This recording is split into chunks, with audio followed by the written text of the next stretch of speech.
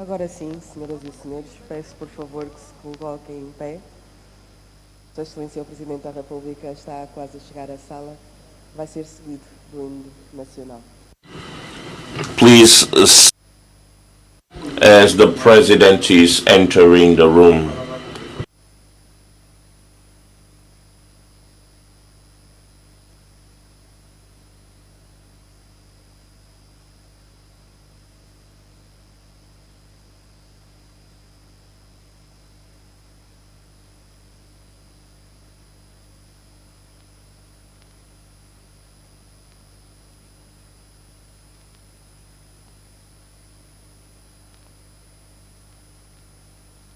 Acaba de chegar à sala Sua Excelência o Presidente da República e ouviremos de seguida o hino da República de Angola. Just stepped in, and we shall now stand for the national anthem. O som dela tá baixo.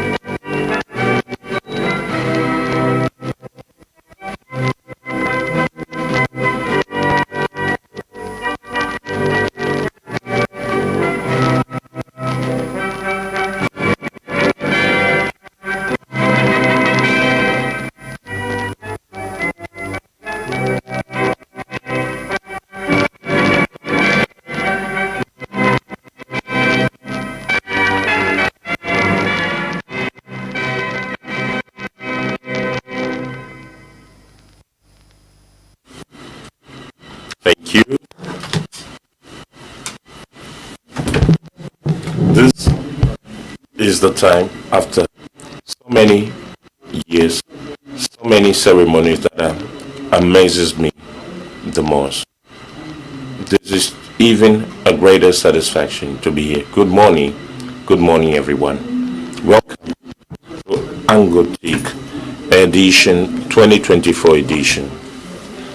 It's a true celebration of innovation and entrepreneurship and opportunities for both business enthusiasts and experts. And it's a great honor that we would like to recognize the presence of His Excellency João Gonçalves Lourenço, the President of the Republic of Angola. And this is one of the biggest events in Southern Africa that deals with information technology. Esta sala está cheia de tecnologia, senhoras e senhores.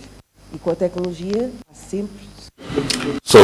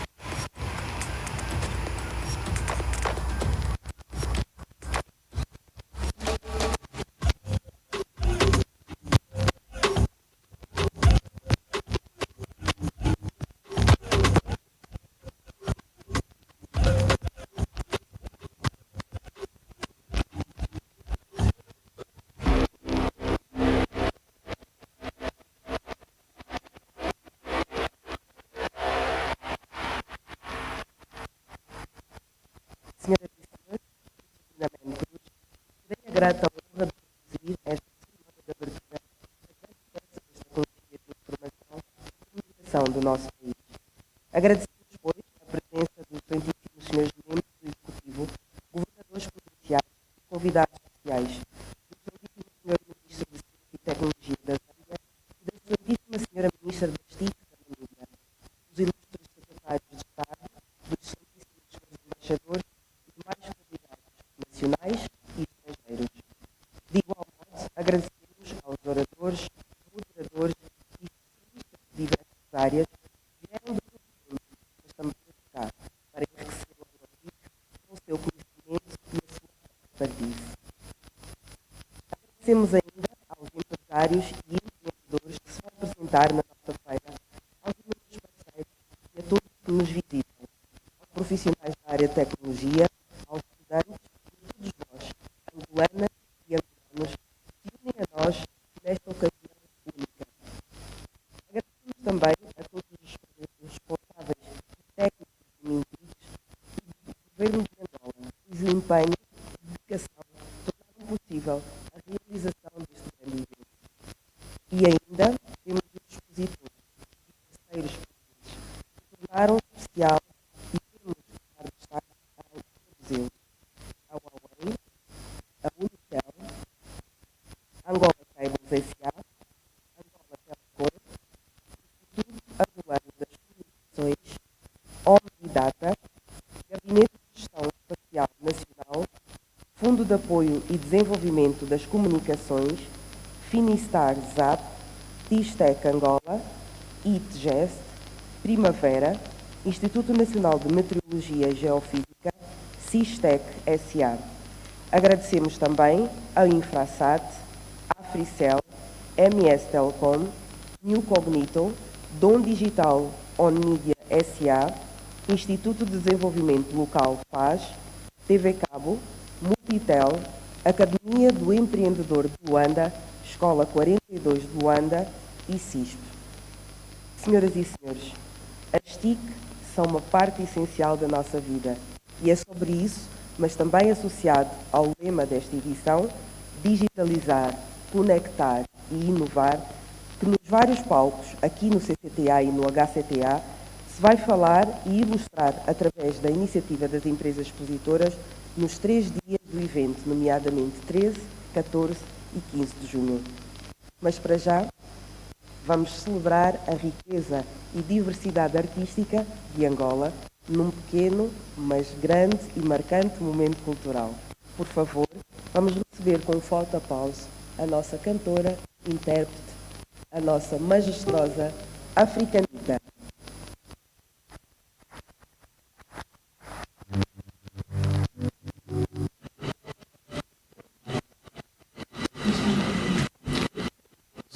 Excellency, the President of the Republic, ladies and gentlemen, I'm going to play a very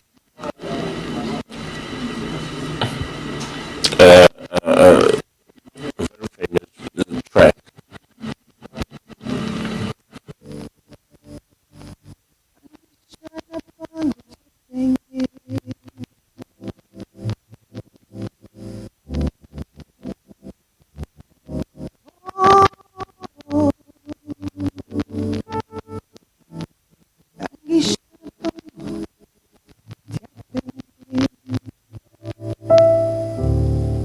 Emi polondo atembushia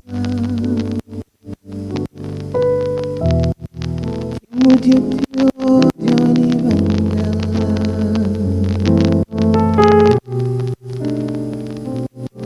Tambungamba Diamudiatio Dioni Vangala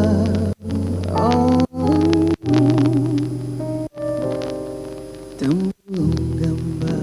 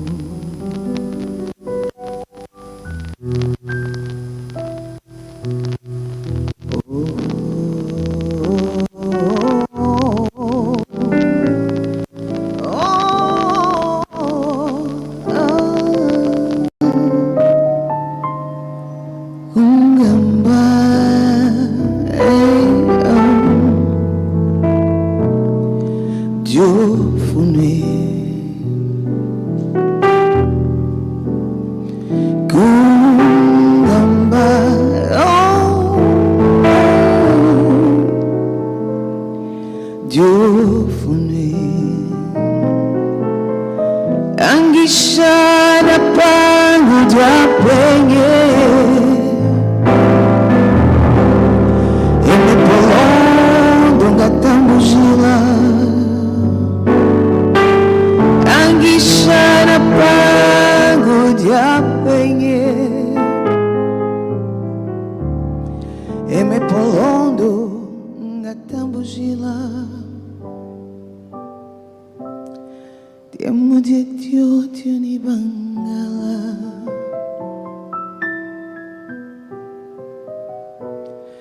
Tambulungamba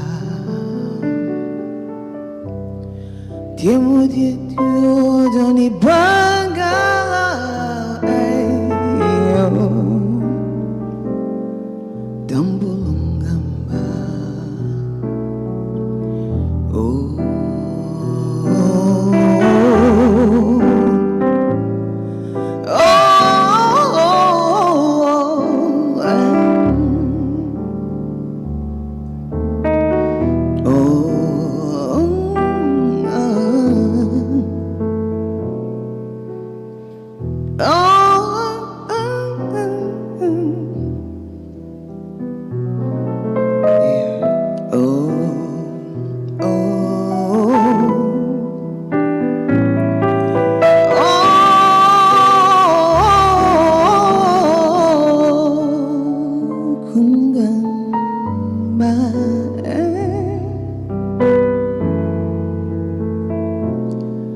Dieu fumé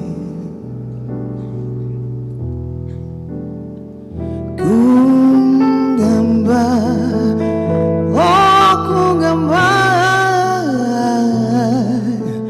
Dieu fumé Angishana pangu tiapenye Eme polondo ngatando shila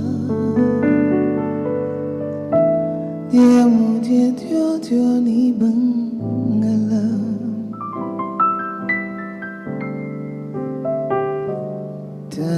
Tambulan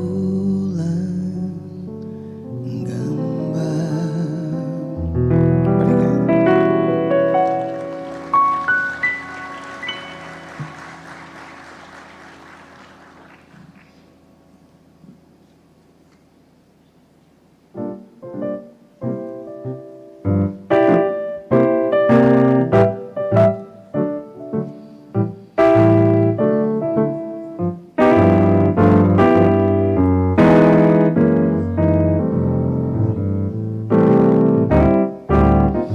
Oh, cigarette holder, which wakes me over her shoulder.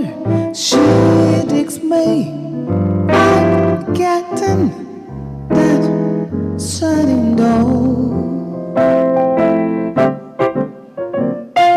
Baby, so we go out skipping. Careful, amigo. You're flipping. Speaks Latin, that shutting door. She's nobody's fool, so I'm playing it cool as can be. I'll give it a whirl, but I ain't for no girl catching me. Such an irony, telephone numbers. Well, you know I'm doing my rumbas with oh no, ain't nothing, no sudden door. Do-do-dum-da-dum, do-da-dum, do-do-dum-da-dum, do-do-ba-ba-ba-ba-bay, do-do-ba-ba-ba-da-dum.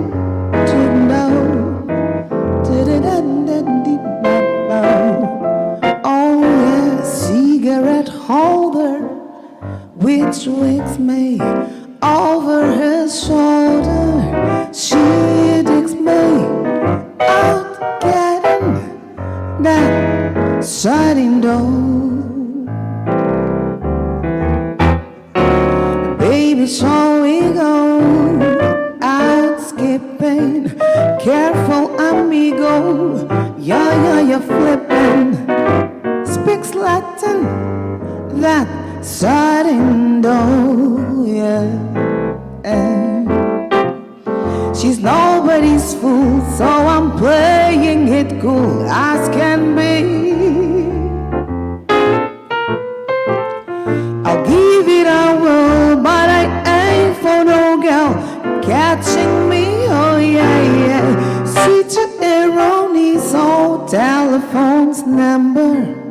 Well, you know I'm doing my rumbas with oh no, and that and oh, sudden dough. And that and oh, sudden dough. And that and sudden dough, sudden dough, so.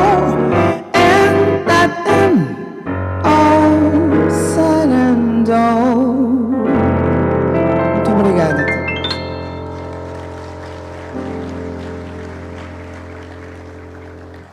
Mas que magnífica apresentação, Africanita, e estes aplausos são com certeza merecidos. Magnificent performance by Africanist. Ladies and gentlemen, ANGOTIC is in its fourth edition. So, thanks to the Ministry of Technologies and Innovation. So, who better than the Minister to deliver the opening remarks? So, I'd like to invite His Excellency, Mr. Mario Bruce da Silva, the Minister of Telecommunications, Information Technology, to deliver the opening remarks for ANGOTIC 2024.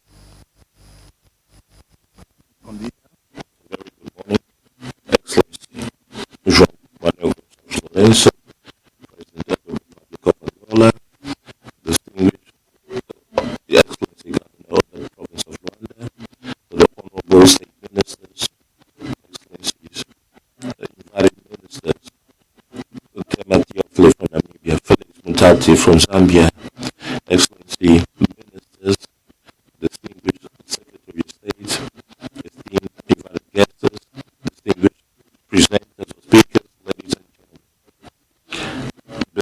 From the outset, I'd like to recognize His Excellency the President of the Republic and express our joyfulness for once again being present in this magnificent event that is ANGOTIC. For us, it's a clear demonstration of the relevance that His Excellency actually dedicates to the communication, information technology sector and crucial pillar for the development of our country.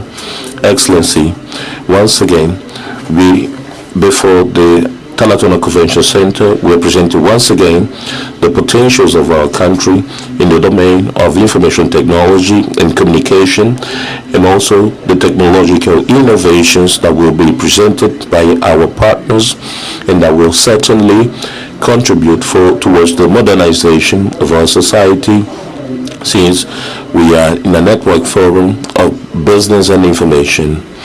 Allow me, His Excellency the President, to take you through, give you some background. About 45 years ago, when we began this modernization process in the telecommunication sector, we had a dream of providing to our citizens and to the economic sector of the country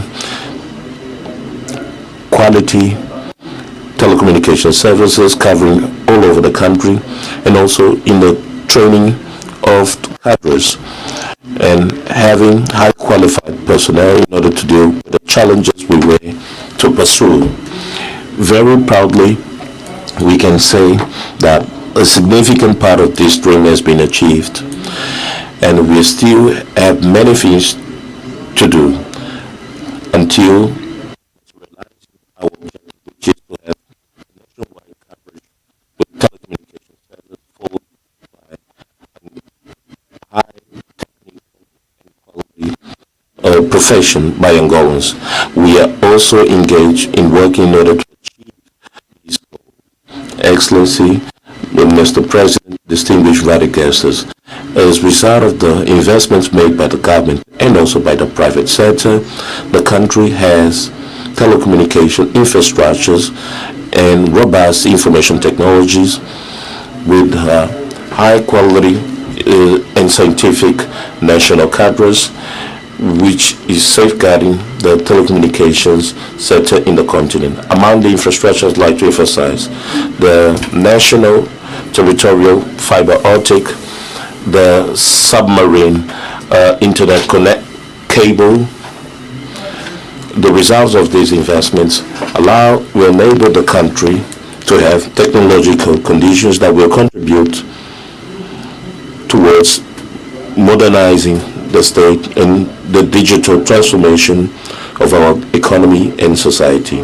The social sector is one of the sectors whose results are very visible, both in countering the digital exclusion, digitalizing 10 countries and internet centers in both schools and public spaces, as well as the installations of telemedicine centers in hospitals, health posts in about 6 provinces, as well as the significant digitalization of public services. With the connector implementation process, we are honored to use the internet live in provinces such as Wish in Zenzo municipality, Zari in Madimba municipality, Bengo province in Bulatumba, Kwanza Sul Kirimu, and Kunene in Kupa, where we joined the provinces of Biel, Lunda North and Lunda Sul, Kwanukubangu and Moshiko, where there were no telecommunication services, and also with Lusaka in Zambia, we used transmission, ANGOTIC satellite transmission services. Excellency, President of the Republic, ladies and gentlemen, this 4th ANGOTIC edition emerges in a relevant but technological moment as we experience a total disruption of the traditional concepts, which is digitalize, connect, and innovate, where knowledge and its sharing play a relevant role. Our country couldn't be left behind. That's the reason why the ANGOTIC becomes a technological window for the world, and with that we'll be able to demonstrate our potential and technological needs, and an event where we'll be able to search partnership and knowledge in the international ecosystem in the domain of telecommunications and communication, and heading towards the digital transformation of our economy and society by providing well-being, securing well-being of our people. Distinguished invited guests, ANGOTIC 2024 has the presence of 63 exhibiting companies and 8 non-exhibiting companies, 90 startups, 160 speakers, 160 visits to the Entrepreneurs Support Center, 32 thematic sessions, and about 12,000 visitors and 7,000 events or visits in the web page. I'd just like to emphasize that in the next 3 days of the event, on the previous event, of the visits of the Entrepreneurship Support Center, we registered 20 companies, and we have registered 8 trademarks, and we have issued 11 certificates. 12 companies registered for a loan, and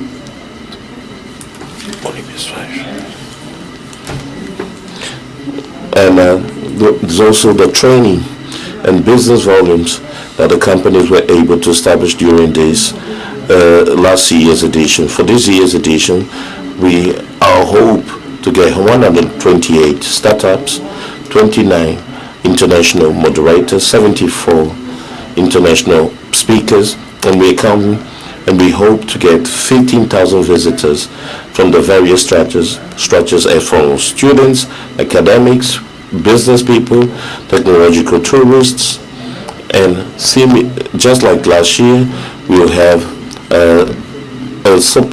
the support from the Entrepreneurship Center, thematic sessions, and also satellite training on topics on constitution and legal formation of companies, and also topics around youth entrepreneurship.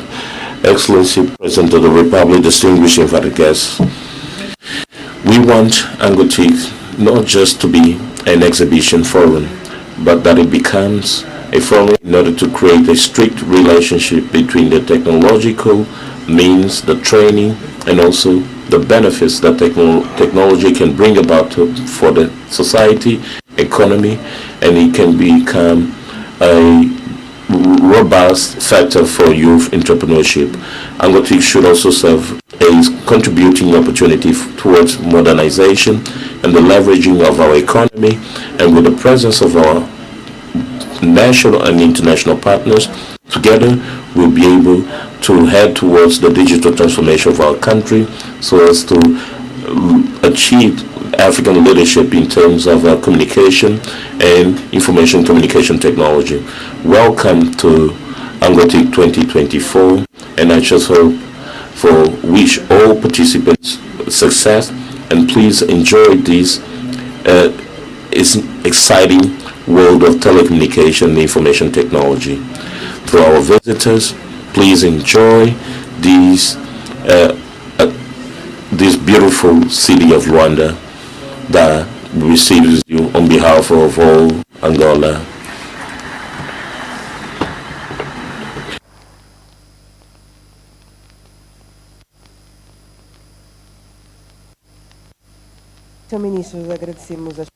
Honorable Ministers, we would like to thank you for these opening remarks. It's easy to understand Angola becomes a technological innovation in Africa. And in order to administer the different pillars, let us now watch the institutional video where we would like to emphasize some of the key activities in this sector. E o vento vai fazer? Em Cabinda, como está o tempo? E em Cunene? Quando obtemos respostas para perguntas como estas, importantes para o cidadão comum, mas fundamentais para os agricultores e pescadores, estamos a beneficiar da ação do MINTIX, o Ministério das Telecomunicações, Tecnologias de Informação e Comunicação Social. Através do Instituto Nacional de Meteorologia e Geofísica, o MINTIX está a desenvolver um ambicioso programa de instalação de estações de meteorologia, 68 no total, espalhadas por todo o território nacional, para obter informações em tempo real sobre as condições meteorológicas e a evolução do clima no nosso país. Este é apenas um exemplo, entre muitos, das formas como o MINTIX está a contribuir para a conectividade e a modernização tecnológica do nosso país. Poderíamos citar muitos outros casos de sucesso. O Programa Espacial Nacional, por exemplo, tem despertado o interesse de diversos países africanos e é o ponto de ligação à União Internacional de Telecomunicações. O Centro de Controlo de Missão de Satélites tem sido visitado e citado como referência no setor espacial africano. E o ANGOSAT, obviamente, está a transformar as telecomunicações do nosso país, com a migração das operadoras móveis para este importante recurso nacional. E o Conecta Angola já é uma realidade e é a primeira a utilizar comunicações via ANGOSAT 2, disponibilizando de serviços de telefonia e internet para zonas recônditas do país onde ainda não existia conectividade.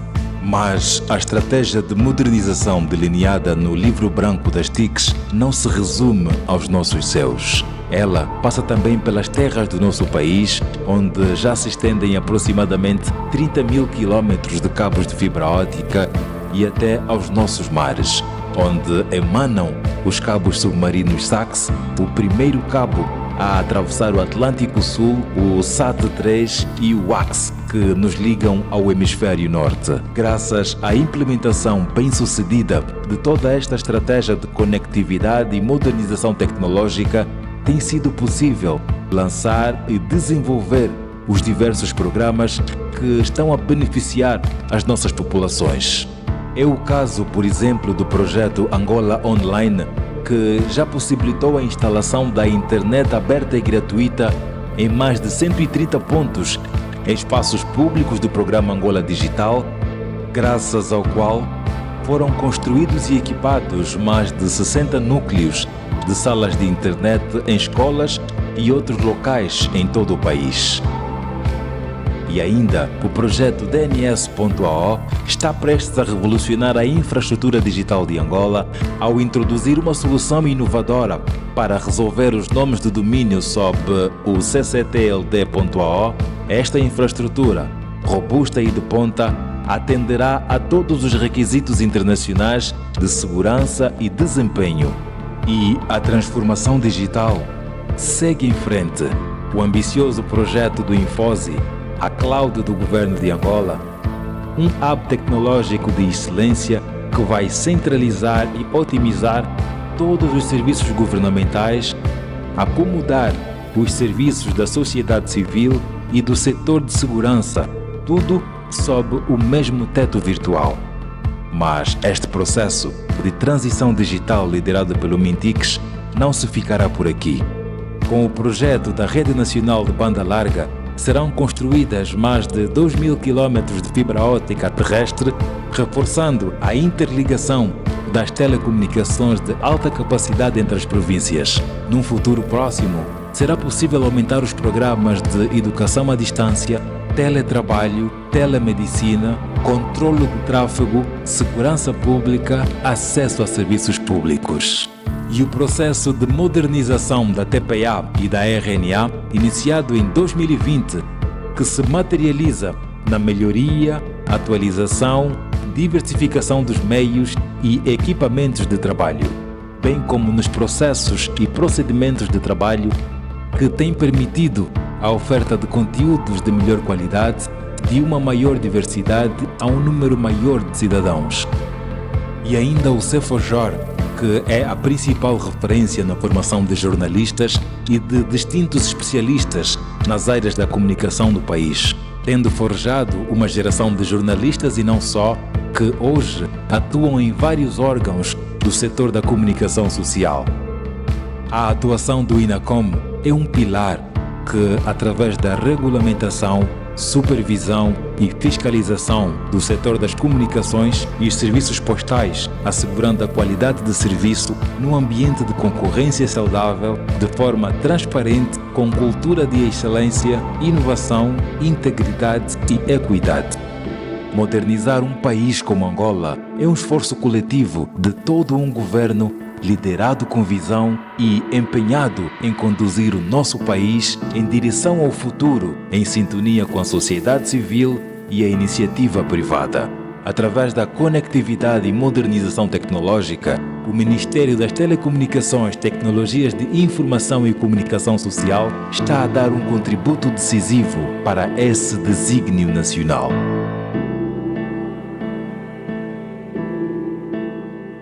Ministério das Telecomunicações, Tecnologias de Informação e Comunicação Social, Governo de Angola. Senhoras e senhores, esta ação múltipla e diversificada que vimos neste vídeo after watching the video that highlights the contribution of IT on connection and technological innovation of Angola and the commitment of the Angolan government to use a strategy with a vision for the future. Reason why is with great satisfaction that we invite Your Excellency João Manuel Gonçalves Lourenço, President of the Republic of Angola, to come to the podium and make the opening speech for ANGOTIC 2024.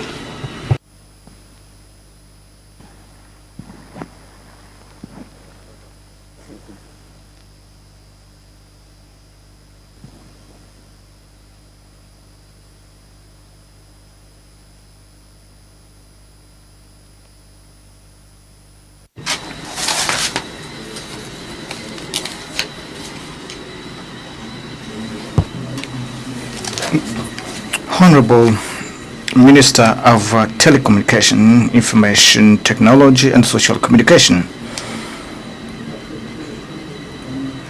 Honorable Governor of Luanda Province, Honorable invited ministers from Namibia and Zambia, dear members of the Angolan Executive, distinguished guests, ladies and gentlemen.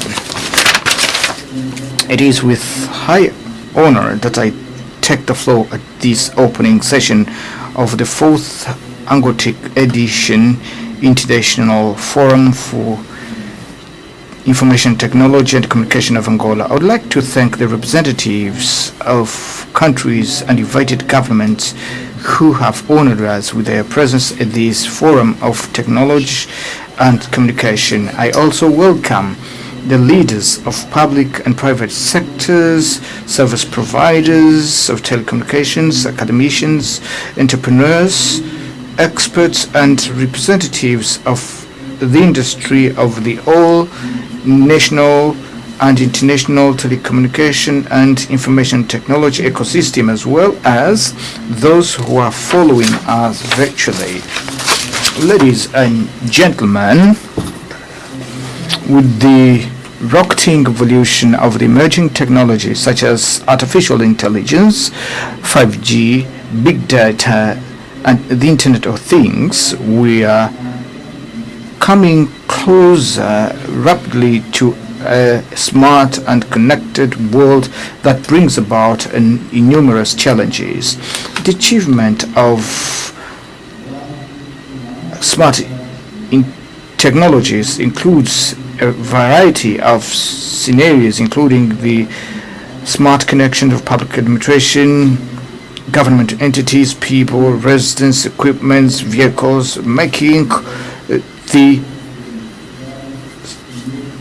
demand of consumers increase that makes it unthinkable today to have digital services in our lives as well as in the life of organizations and enterprises. On the other hand, current studies indicate that digital systems can contribute to quickly achieve about 70% of 169 goals of the Sustainable Development Goals according to figures by the United Nations. Nevertheless, digital exclusion still represent worrying numbers, in as much as the rate of penetration of internet covers only 67% of the world population according to the figures by the International Telecommunication Union in its most recent publications. In Africa, the rate of internet penetration represents only 37%, which is a low indicator, and as such it should be a concern of all of us, so that together we can develop actions to revert this situation.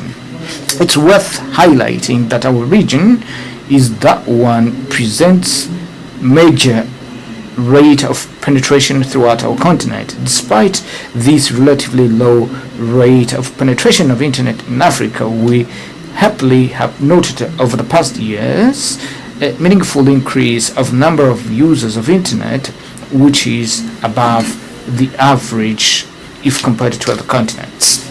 In the concrete case of our country, The growth registered has been possible thanks to the investment made by the government mainly on basic infrastructures, in training of staff, as well as the engagement and commitment of our operators.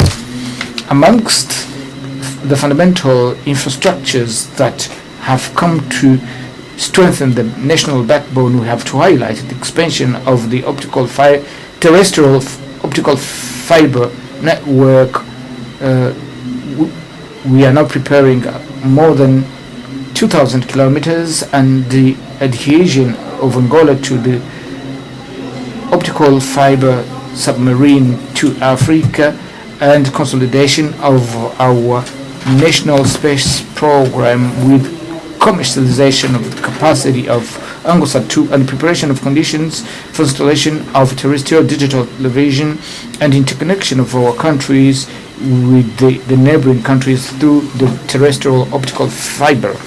As a result of these public investments as well as private investments, having as a basis the data produced by ENACOM, we have to highlight the following achievements. In the framework of mobile telephone networks, we have observed a meaningful increase between the years of 2021 and 2023, with a growth of 59.2% in terms of subscribers and a penetration rate by 100 inhabitants of 75.5%, which corresponds to a growth of 28.8% in similar period. With regards to internet access, the growth registered is equally meaningful, and in the period under review, the number of subscribers achieved the figure of 11,250,250, whereby the penetration rate increased at 33%. The above figures highlight the meaningful expansion and accessibility and use of telecommunication services in our country.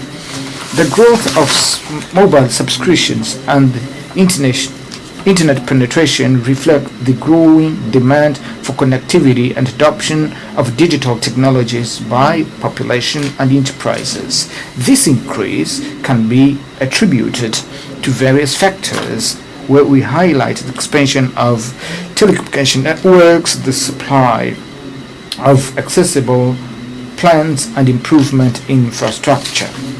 The increase in penetration rate of mobile telephone and internet is a positive indication for digital inclusion and development of economy, as it makes easier the access to information, education, financial service, and business opportunities. Ladies and gentlemen,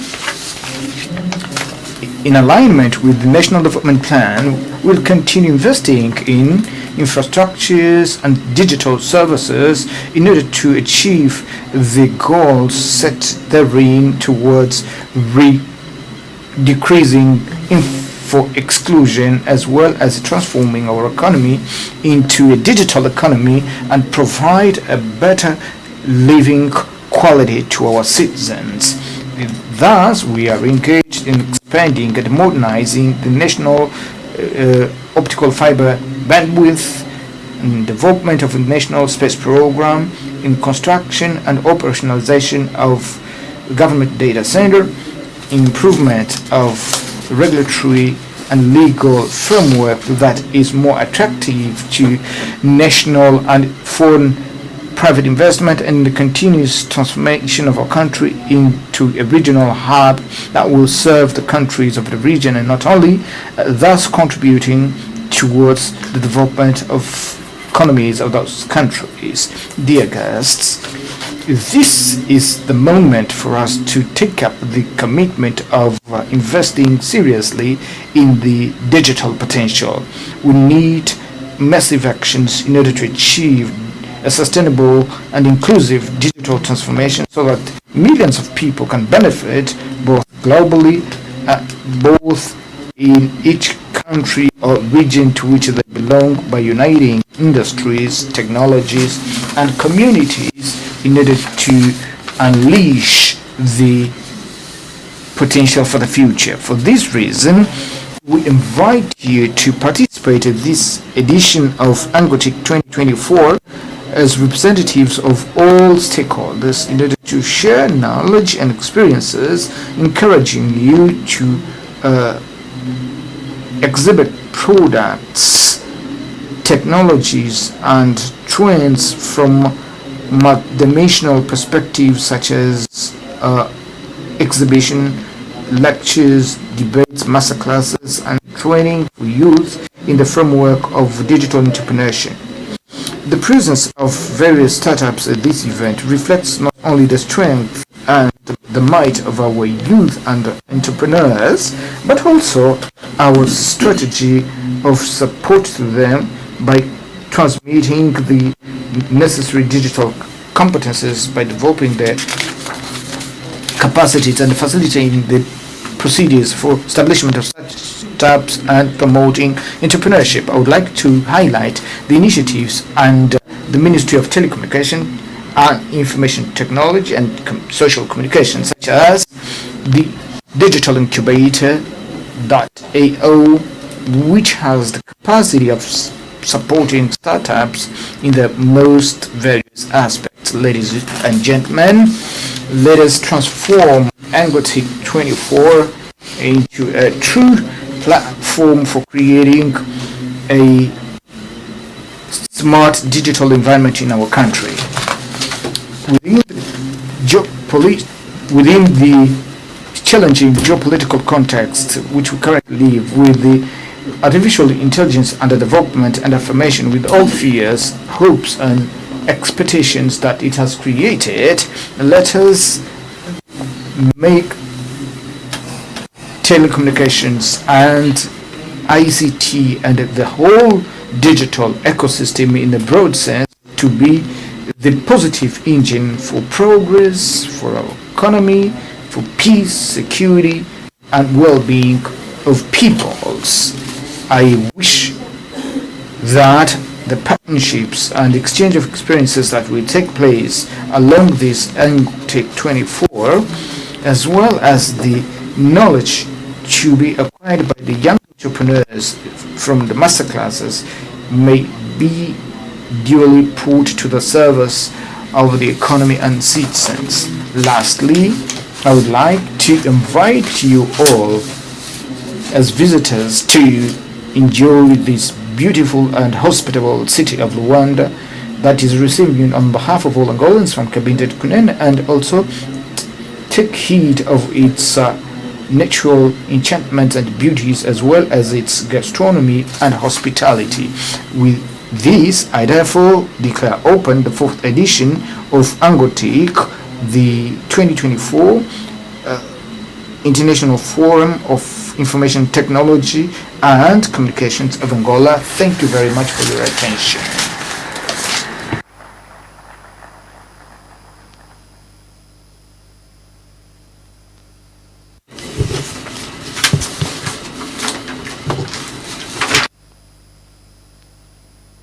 Muito obrigada. Thank you, Your Excellency, President of the Republic. Your vision guides us and your leadership honor us. Ladies and gentlemen, His Excellency Minister Mario Oliveira will give a present to His Excellency at ANGOTIC 2024.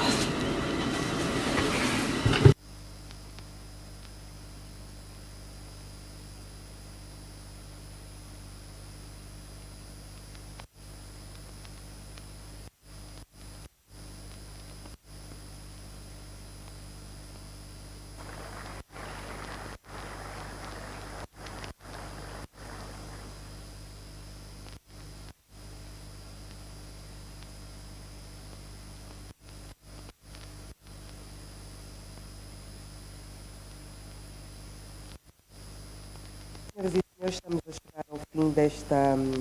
Ladies and gentlemen, we're reaching the last phase of the opening session. We are going to invite everyone to remain in the room, whilst the President of the Republic, we do a guided tour at ANGOTIC, followed by the Minister of Technology and Communication. I'd like to thank everyone for your presence at the opening session of ANGOTIC 2024. And we hope that the next day will be full with knowledge, collaboration, discovery, and many business. Thank you very much.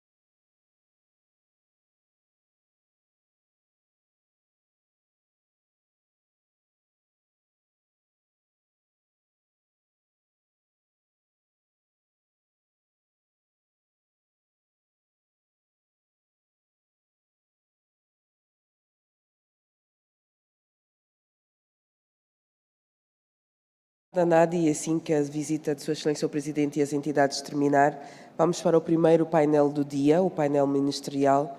Então agradecemos que possam aguardar mais um instante e desde já pedimos desculpas pelo ligeiro atraso, mas como sabem, nem sempre essas questões são controláveis. Obrigada.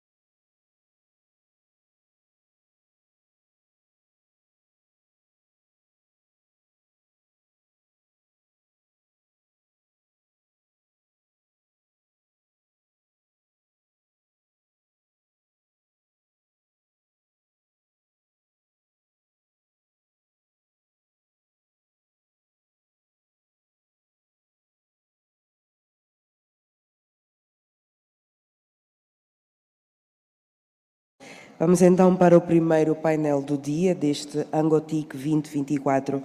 O painel irá falar sobre abrir fronteiras inteligentes para garantir um comércio aberto e seguro para uma África digital. Este painel terá como moderador António de Sousa, jornalista e diplomata, a quem eu peço uma salva de palmas, por favor.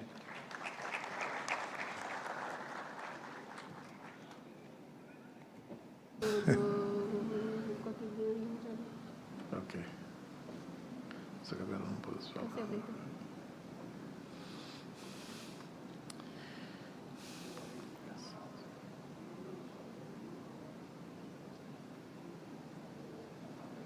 Dois. Good morning, ladies and gentlemen. Welcome to the first panel. As the MC said, my name is Antonio Simbo. I'm going to be the moderator of this first panel. Let me just quickly call to take the stage my panelists. The first is the host.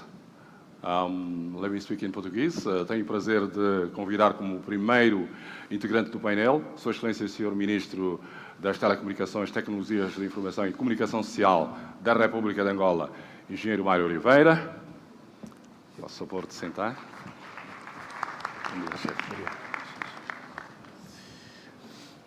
We have also in the panel the Minister of ICT of Namibia, Her Excellency Emma Theophilus.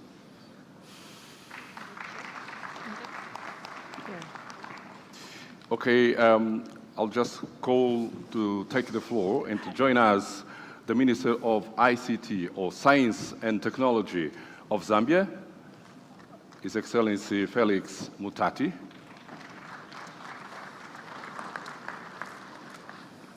We have the co-founder and head of strategy and digital financial inclusion of Image Smart City Zimbabwe, Ms. Faith Musonza. I would also to take the floor or the seats, the representative of ATU, African Telecommunications Association, Miriam Slimani. Infelizmente não conseguimos ouvir bem o som. Estamos a ouvir muito mal o som. O som está baixo. Okay, just waiting for Miss Miriam to join us, and we're having some constraints in the translation tools. Okay, you may have a seat. Hello. Please. Okay. So the topic has been already introduced. Let me take the first take from the host, from the Minister of Angola. Para lançar o debate, eu convido Sua Excelência o Sr. Ministro Mário Oliveira para responder uma pergunta que vai ser recorrente no início do nosso debate para todos. Sr. Ministro, como é que se pode criar fronteiras inteligentes visando um comércio seguro para uma África digital, em linhas gerais? Muito bom dia, boa tarde a todos os participantes. Uma saudação especial aos meus colegas aqui de painel. Indo diretamente à sua questão, eu diria que quando falamos de tecnologias é complicado falar de fronteiras, porque as tecnologias não têm fronteiras e cada vez mais têm menos. O fim dessas fronteiras começou há muitos anos atrás e teve o seu apogeu com o surgimento da internet. Hoje todos nós temos consciência do que a internet representa em termos da universalidade das nossas vidas, quer seja de nós como cidadãos, quer seja a vida das empresas e das organizações. No que toca ao comércio, que é o tema principal desse debate, e não só, eu diria que nós devemos nos focar na interoperabilidade entre serviços e entre países. E só assim é que nós vamos ter um comércio que sirva a tudo e a todos.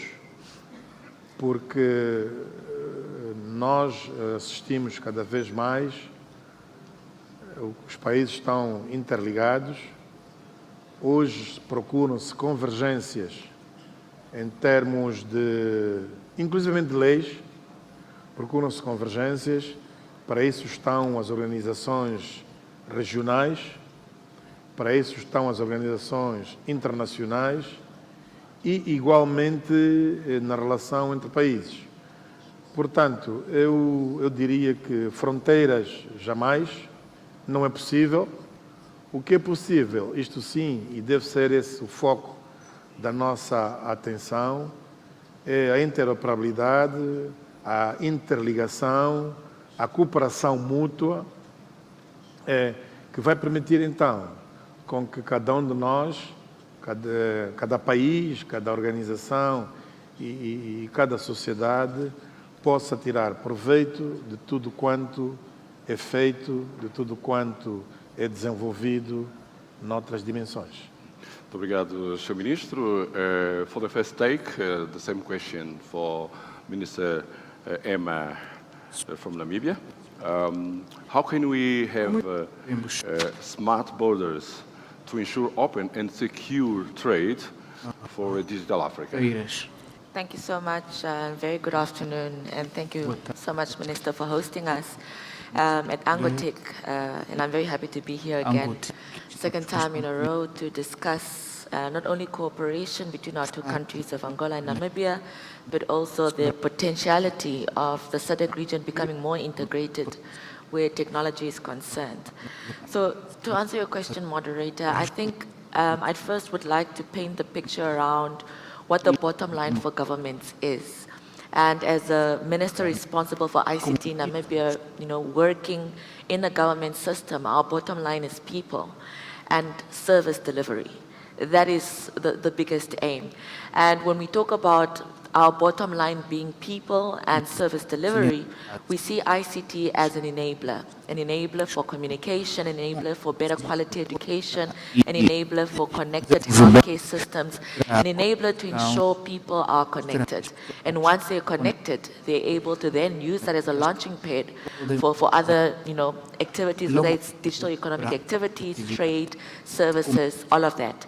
So in order for us to then take not only a national approach to ensuring that Africa becomes a regional trade hub for digital economy activities, we must talk about looking at one payment system for Africa to ensure that trade actually then is run seamlessly on the continent.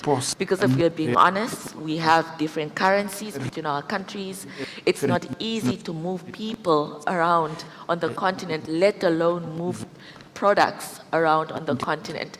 And because the average business entrepreneur, whether it's a small, medium enterprise or a micro one run by a young person, sometimes the exchange of the currencies becomes a challenge.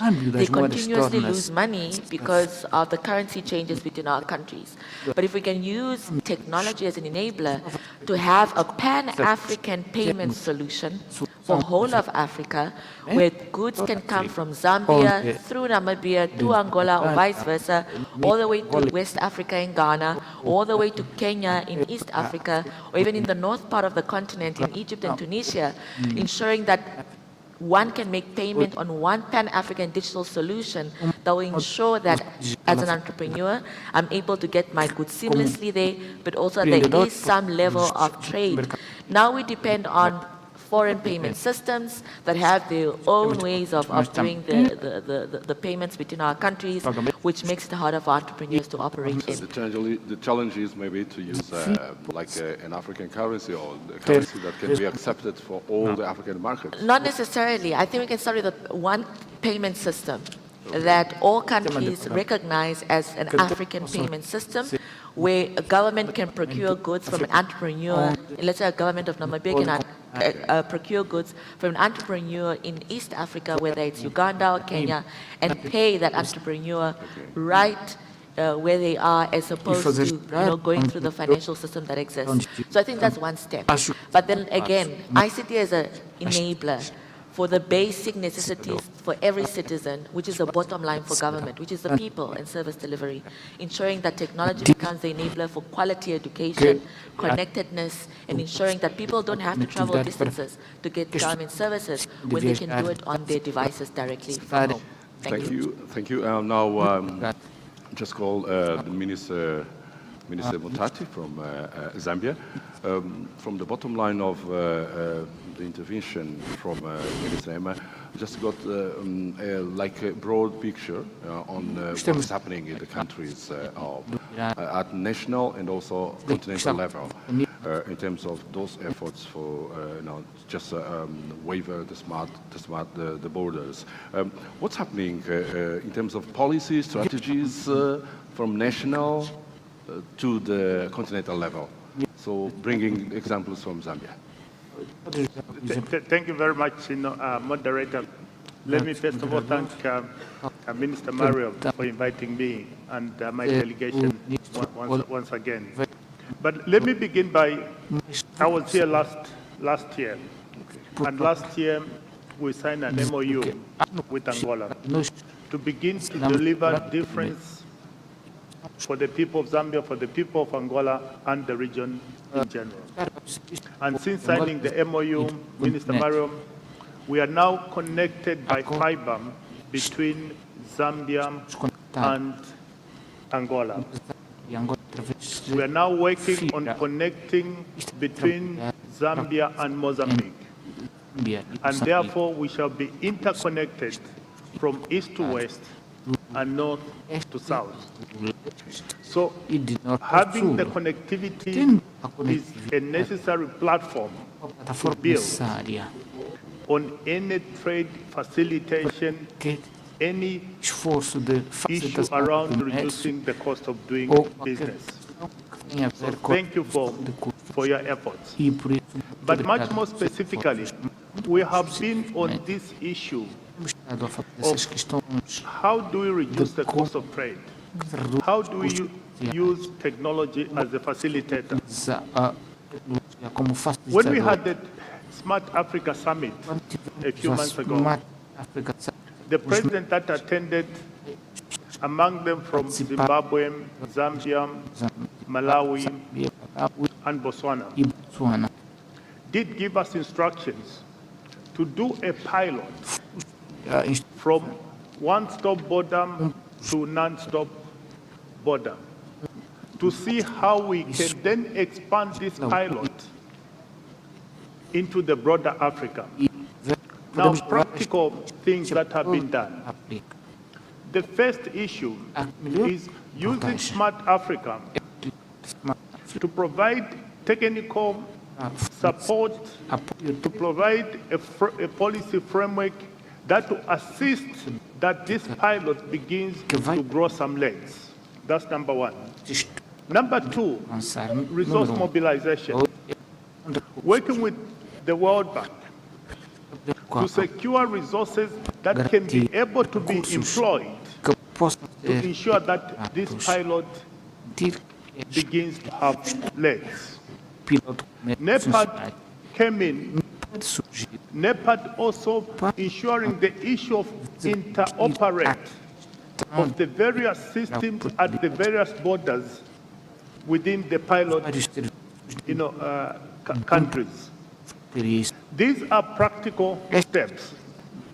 The next thing that we are working on is how can you ensure that at the border places you are roaming like hawk, because you need to connect the traders, the people, the transporters, in order to ensure that trade flows. So we are taking this pilot as a practical step to ensure that indeed you begin to have a non-stop border post.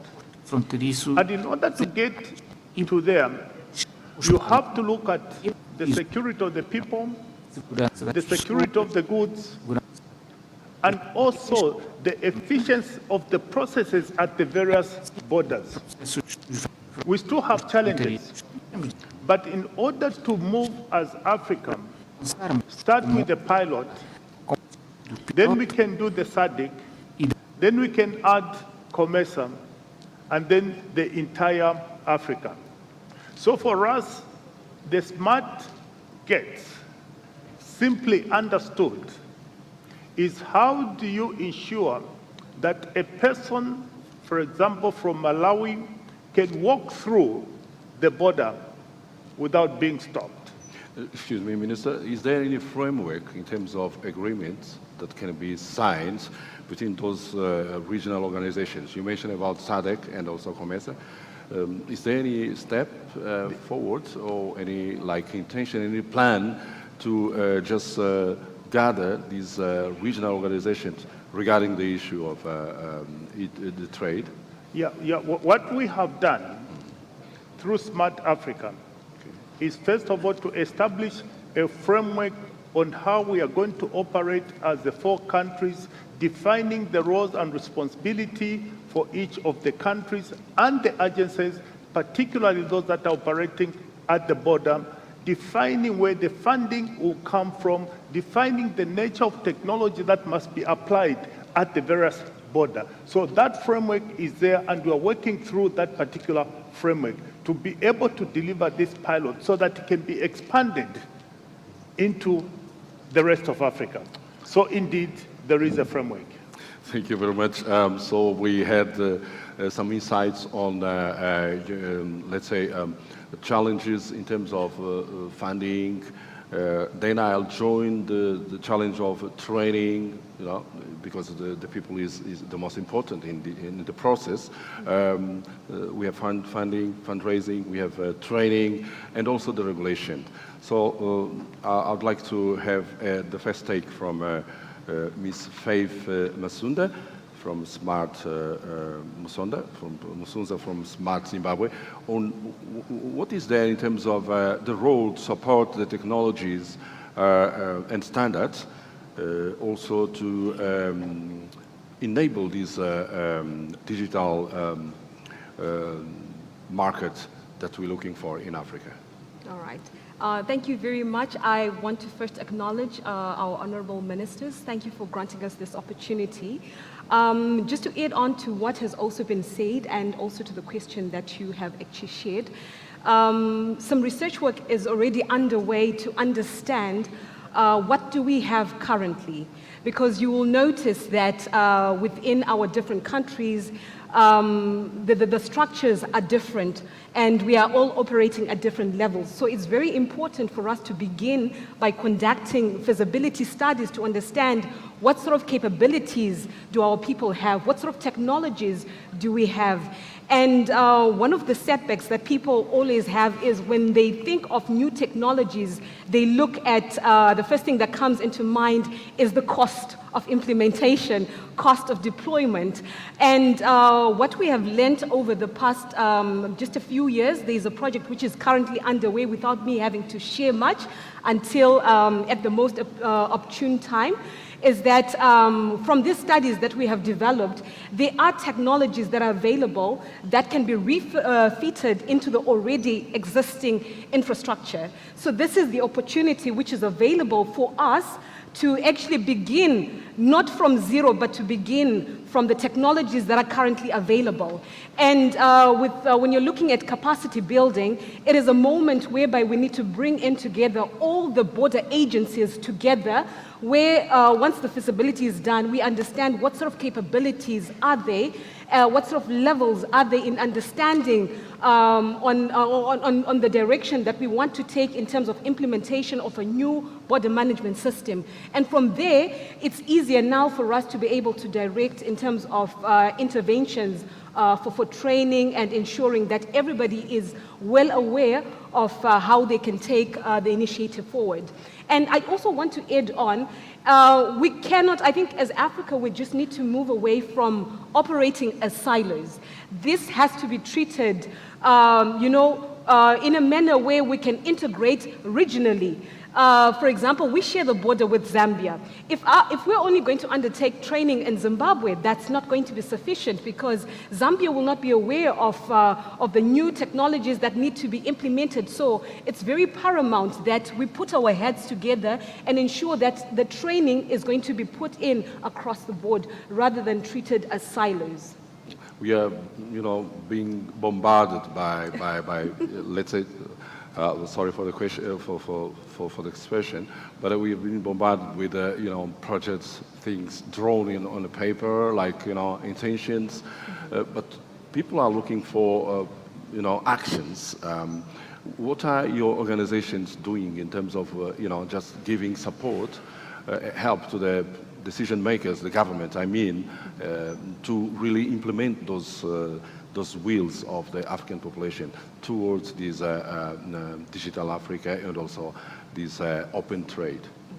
So some workshops have actually been undertaken where we involve literally all the border management parties, bringing them on board. And to expand that as well, we've also invited not only the public sector, but also the private sector, because they cannot be ignored as well. They are also very important in the scheme of things. And I was just sharing with my sister here to say, it would be amiss for us to talk about technology in border management, ignoring the ICT aspect, because connectivity is very important. So we have come to a point whereby all stakeholders have to be involved. There's a framework which has been developed, and it's up to us to ensure that those frameworks are followed to the dot. And if there are new considerations which are being brought in, those changes can then be adopted so that we remain agile and we continue with the implementation as well. But what I'm happy to say is the vision is there. And vividly, there are some things which are happening on the ground. And as you can see, I'm happy. I didn't even apply for a visa to come into Angola, because we are one people. You go to Europe. When you go there, you go to Germany, you go to France. I think as the greater Africa, we are moving towards that. But obviously, there are certain fundamental issues that we need to address for us to be able to achieve that. But I'm happy to say that already there's work which is underway, and slowly I believe that we are going to get there. Yes, we really pray to have the so-called African passport so that people can just travel without any limitations. Yes. Okay, now let's have the first take from Ms. Miriam Slimani from ATU. So we've been discussing about issues related to fundraising, capacity building, and also the technology and standards for the continent. So what is your challenge? Or what's your role? What's your role to really, address those challenges? Thank you. First, let me say bon dia and obrigado. It's my honor and pleasure to be with this panel and bring in the vision of the African Telecommunication Union. As you said, today we believe that technologies is not a big issue. We need to just to create the ecosystem. So the role of our organization as continental organization, and together in collaboration with our mother organization with the African Union, we focus on to make sure that we develop continental strategies that will be set to be a guidance for national policies, national strategies, and to make sure that our systems, our networks will talk to each other, to make sure that the standards of quality, the standards of security, as you may know, this digital ecosystem is borderless, is open. So we need to make sure that our infrastructure is enough secure. Our transaction, we talk about financial transaction. We need to have these African standards frameworks that will work for our needs, that will serve our interests, that will deliver our services. We need also to be not only consumers, but producers, to settle our industries that will help to grow for our digital single market. So our role is not only to provide and to discuss continental regional policies and to make this framework available that will be ready to be implemented and to be developed at national level, but we also support this implementation by capacity building programs to civil servants, to experts, to decision makers. Also, we have this capacity to create this dialogue among our members. We have different economies, different development status. But we have a lot of to share, a lot of to learn from each other because we have the same context, we have the same challenges.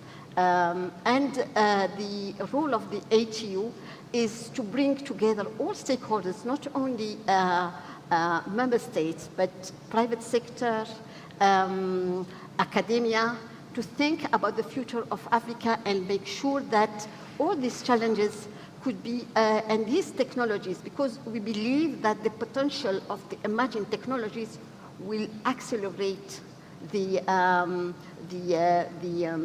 bridging gap of the digital ecosystem. Because if you manage to have this, for example, this morning the Honorable President talked about the satellite technologies. Now we are able to have to cover 80% of the continent of Africa. But the issue is not about coverage or connectivity. We have a gap of usage. We need to address our population with their language, with their needs, with their applications, and also, as was highlighted by the Madam Minister, we need our payment systems. We know that in Africa, more than 60% of the population, they don't have a bank account, but they know how to use a mobile payment. So having harmonization of mobile payment at continental level or sub-regional level, we are working closely with the REX to make sure that at least sub-regional level, we have this kind of discussion, this kind of strategies that will serve as a pilot and sharing with the other regions and make sure that in the future we'll be able to accelerate and make sure that the transaction, the movement of populations, the movement of goods will be secure, and within Africa will also promote the African market at global level with high standards. Thank you. Devolvo agora a palavra ao Sr. Ministro Mário Oliveira. O Sr. Ministro tem falado muito da cibersegurança, aliás, é um dos cavalos da Troia das suas ações como titular do setor. Gostaria que nos falasse sobre aquilo que são as ações desenvolvidas pelo setor, ações políticas para que possamos, portanto, ter so that we can have a safer digital Africa, especially when it comes to trade. Thank you for the question. Just to say that we've been handling this issue with a seriousness, because we've been receiving from the operators, the economic sector, a huge concern on these aspects. We feel that nowadays, each organization, each company has been attempting to defend themselves as much as they can. At a ministerial level, we understand that our market needs regulation, needs to be regulated. That's why we are preparing, and it's actually, I wouldn't say phase 0, but phase 1, to deal what we call legislative package for the digital, because we understand that one of the major concerns, it's not just about, not just around cybersecurity, but it's also relating to fake news. It's also relating to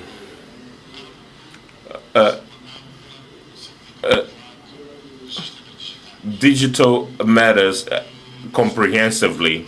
And for these to be materialized as soon as possible, it's not just about buying systems. It's not just about buying platforms. It's also important that there is a specific legislation. It's important for us to have training. We are looking at some partners with whom we've been talking to over the past days, so as to establish a strong partnership for our cybersecurity academy that is a pre-installed project. So we are looking for partners for its implementation. Well, without regulation, even though you may have the best cybersecurity level, we're not going to achieve our objectives. And these regulatory aspects should also take into consideration what the other countries in the region, and not just that, are doing. Because the interoperability of systems does not allow us to deal with the cybersecurity matters in an isolated manner. So I believe that by this year, we are going to launch this package that will enable trade, will enable technological development to be undertaken in a harmonious and sustainable manner, in partnership with our partners, in partnership with our continent, and it should be able to create in the continent an integrated ecosystem, so that the continent may have a voice so that's the way we've been following, and we'll be getting a good feedback from our potential partners, and I believe that we'll be able to achieve these objectives. Thank you, Honorable Minister. They just highlighted what Namibia has been doing in the national level in terms of efforts, policies. Now we heard from Minister Oliveira, Angola is working towards the regulations. So can you just give us a picture of Namibia on that? And to add that will be the same question also for Minister Mutati. During his opening speech, the Honorable President João Lourenço just mentioned the challenge of a digital economy for the continent. Are we prepared? Okay, thank you so much. Yes. Yes, so similar to Minister's challenges or opportunities around cybersecurity, it's very similar to Namibia. We, in the past year, have had 2.7 million cyber attacks, particularly in the financial sector in Namibia. And this prompted us a few years back already seeing that cybersecurity will become a challenge. We have put together a cybersecurity strategy in the country that we're implementing. And one of the big pillars in the strategy is to come up with a Namibian CERT. So a Namibia Computer Response Incidents Team, which we have now given funding as government, 20 million Namibian dollars. But this is only the beginning. We still need a lot of expertise to come on board to operationalize the CERT. But more importantly, we also want to expand the CERT into sector CERTs. So we want a CERT for the financial sector. We want a CERT for the critical infrastructure around water systems, the electrical grid, issues around aviation, a CERT for aviation industry. So we are encouraging, if there are partners who want to collaborate with us on that, to actually expand our computer incident response team to a sectional level. As well as at the legislative level, we are busy drafting our cyber crime bill, which is an all-encompassing legislation to deal with cybersecurity issues and actually prosecuting cyber crimes, because even as we stand now, as more and more crimes are being committed in the cyber realm, there is still a challenge around prosecution. The training of lawyers, the training of magistrates, the training of police investigating officers to actually be able to have the capacity to investigate a cyber crime. So all of that. Are also doing this on social media? Because there's a big challenge here in regulating the social media. Absolutely. It's also something we're looking at with the regulator on how do you balance between regulating a social media platform and upholding the rights to freedom of expression and freedom of speech.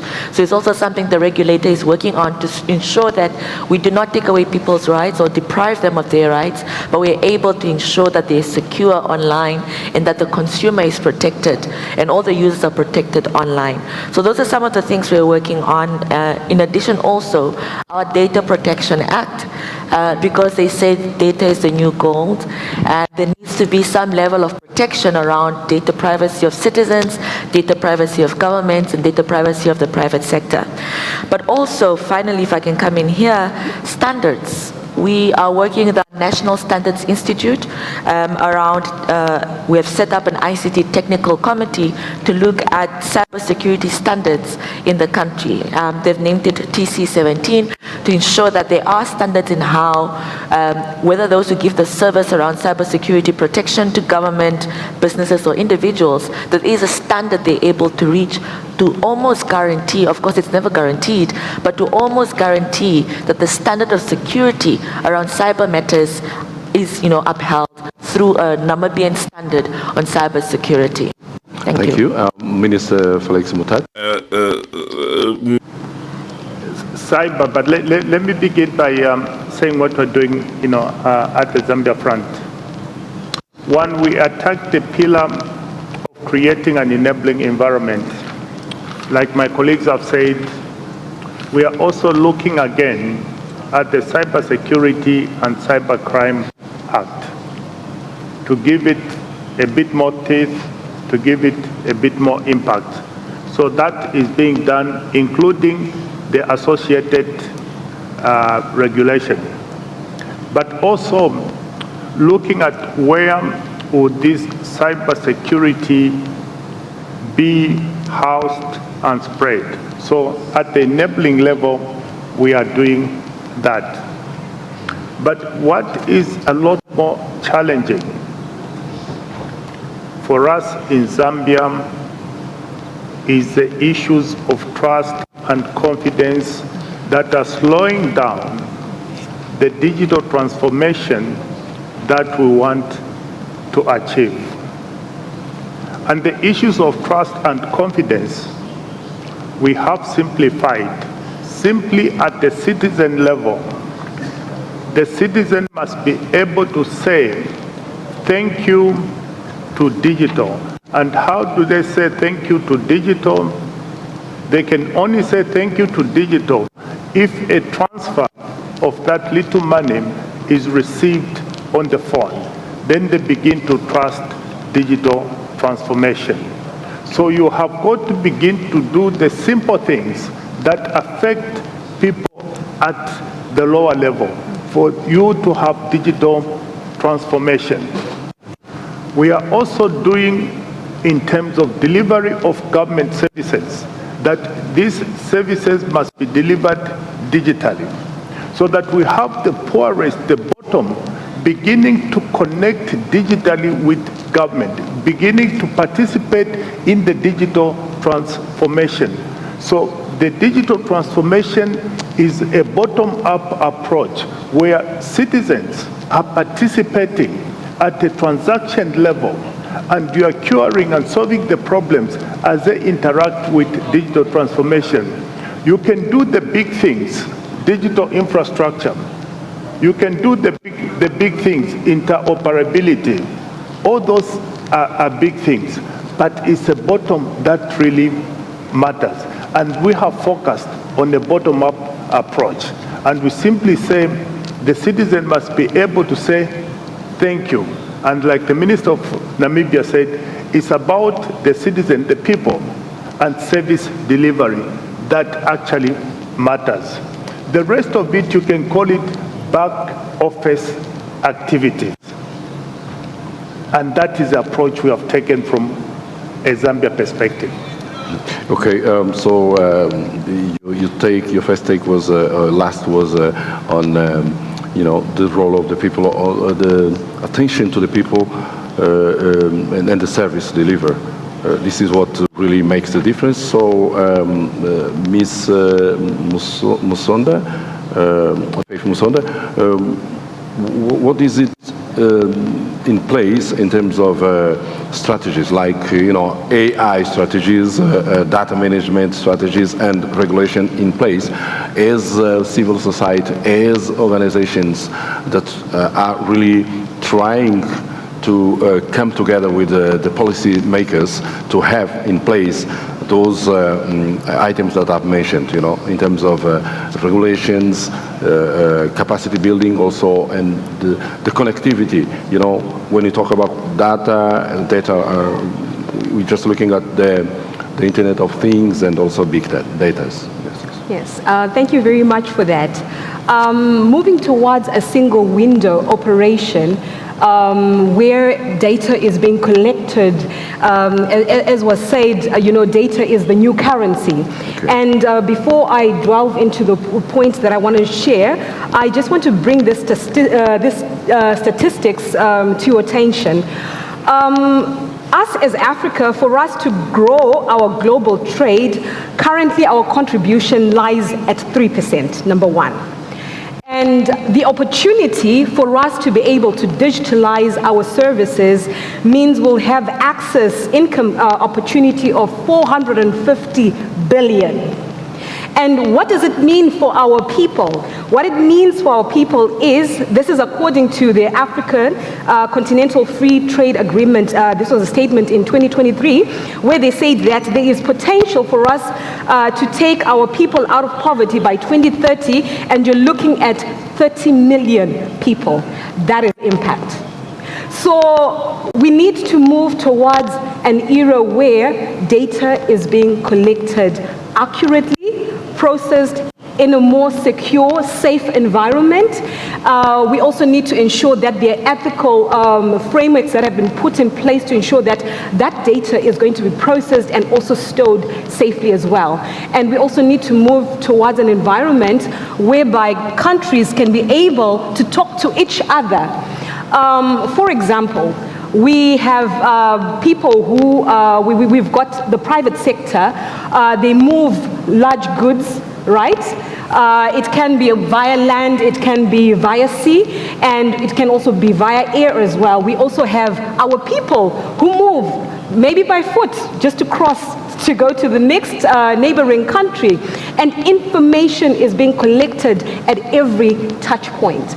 And now with the coming in of AI technologies, it helps us to understand the trends, the behaviors. It helps us to come up with better mechanisms for decision making as well. It helps us to understand what the landscape looks like within the trade. But above all, it simplifies our processes and brings in some level of efficiencies as well. Ms. Miriam Slimani, now we can look at the new technologies for the job creation, capacity building, especially for the youth across the continent. Indeed, it's very important to focus on what is coming and to take benefit of this huge potential of new technologies. And for us at continental level, we have already established innovation portal for youth, where they could interact, where they could find funds, where they could interact with the decision makers, with the industry, to make sure that the innovation and the project, the innovative project that are addressing local issues. We are talking to our young people, asking them, what can you provide as innovative solutions with the new technologies that will help resolving concrete issues in our respective countries. And the ATU already will launch the 4th edition of the Innovation Digital Challenge for Africa. Last year, we received more than 200 contestants, and Nigeria win the first prizes, also Kenya. And these projects and these proposals are just amazing. They are really addressing, we reward the AI lab in Nigeria that was proposing a social application to solve social issues according to the farming for this. And we have potential, we have young people, we have creative project that will, using this, promoting these young people will really help to accelerate and to move forward in the implementation of digital strategy. Indeed, I was listening to the Honorable Minister. We also have the Continental Platform. Today, now, there is the ministerial session of the STC, of the AUC. They are discussing the strategy for AI for Africa, and it will be adopted. I'm sure it will be adopted because it's really a framework that will help our countries to start developing their policies, developing the strategies, and to make sure that we will not be lagging behind in addressing the global market with our creative projects, creative potential using this technology and addressing our own challenges. And regarding the what we are doing in the ATU, we also provide support on capacity building.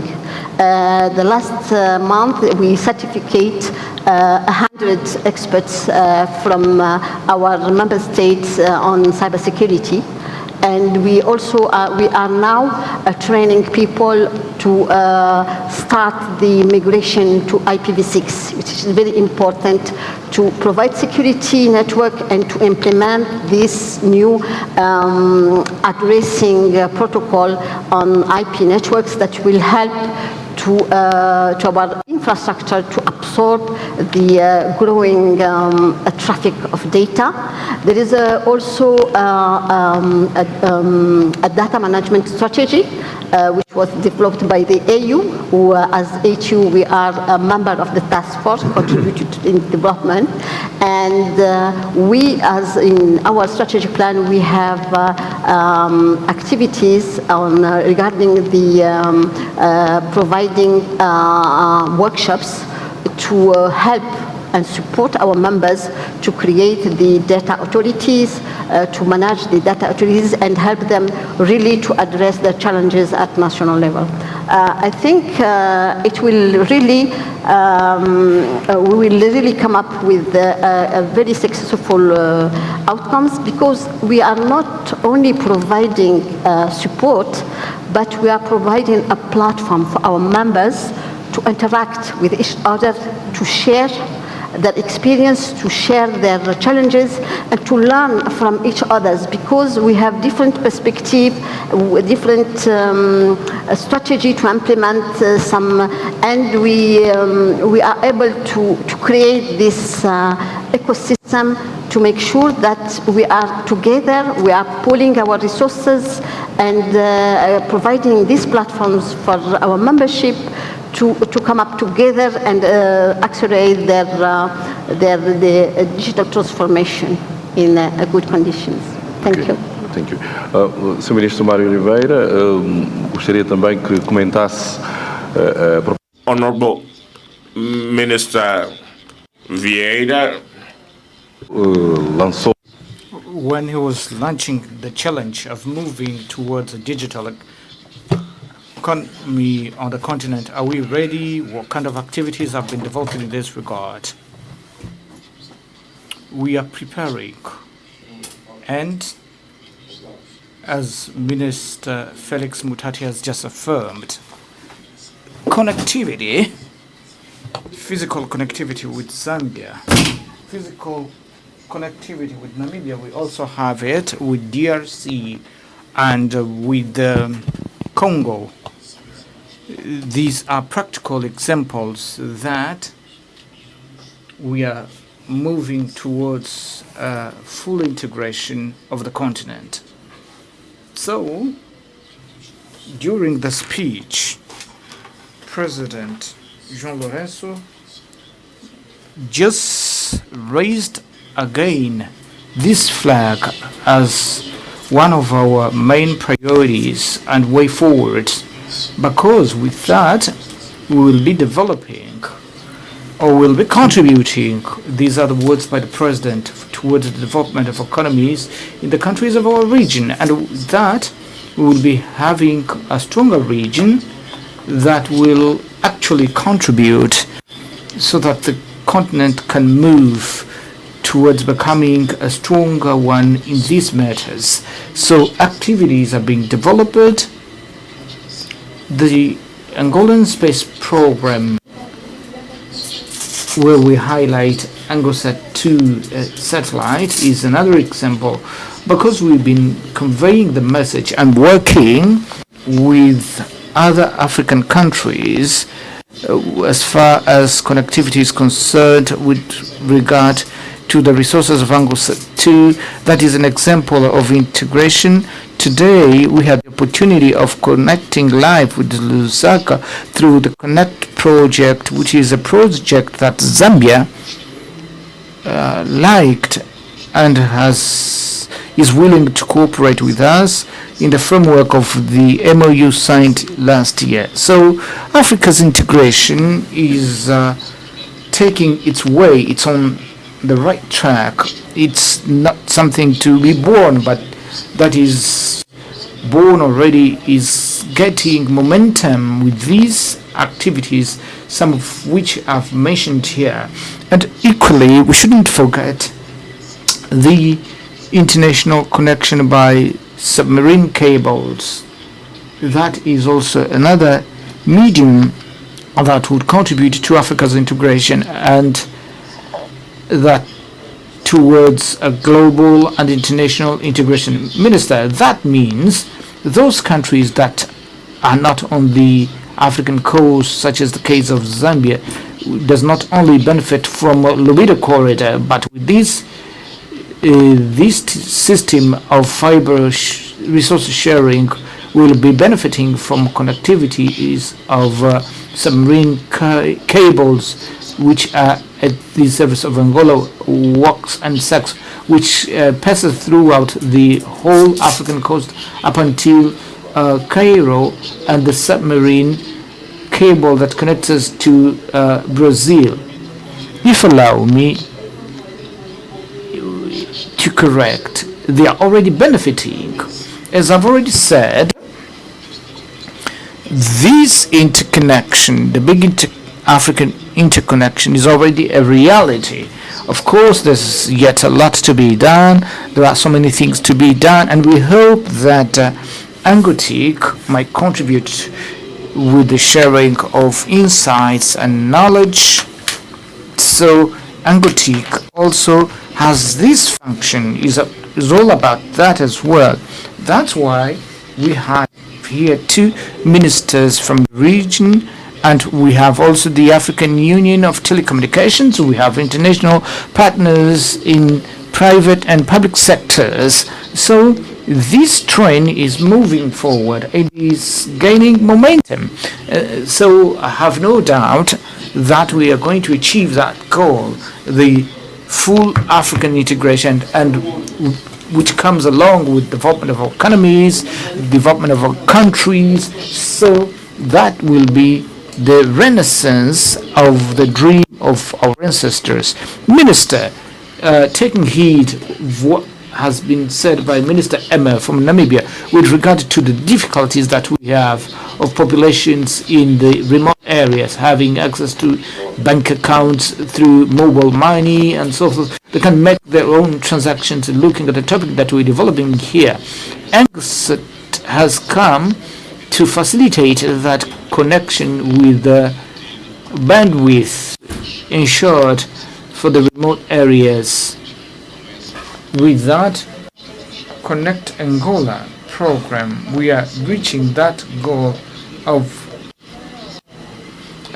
giving connectivity to the remote areas, Nuchas and Angola. These are so this sense, and this is a question, as I said, when we launched Connect, we have Angola Digital and Angola Online, and we were asked, what is Connect? Connect is, its essence is to reach regions whereby commercial services have not yet reached. The connector points that we've been installing, these are country regions whereby commercial services of telecommunications, I'm talking about mobile telephony services have not yet reached there. But apart from serving the students, apart from serving the populations of the regions, they also serve as bringing closer the state administration and the central administration. Today, the populations of those regions that we are talking and the local state administration in those regions, they are using Connector for the public service delivery, mainly in budget management, in the direct and permanent contact with the central administration of the provinces. For instance, today we've been expanding further telemedicine. We are in about 10 provinces with telemedicine systems in provincial hospitals and health centers at municipality level. So all of those is about ANGOSA 2 project, and also it has its commercial component because there are some companies in the country that are using ANGOSA 2 connectivities, and we've been receiving furthermore requests in this direction. And actually, as I've already said, African connectivity itself is giving an example such as that of Zambia, which is already a reality. So we in Angola, moving towards our national development program, we have been looking not only at, this is not in single sector. We've been looking not only in supplying the needs of our country, but also looking at our region. And if allow me, in the energy sector, there is also such a concern. So what we want to do is not to be isolated from the world and isolated from our continent, but we want that together we might develop our continent. There is a saying, just to conclude, that I like very much, which says, if we want to go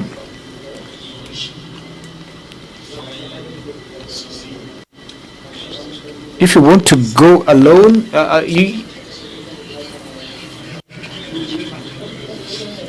I'm sorry. That is our motto, and this is the motto that we've been following with our neighbors, with our region and our continent.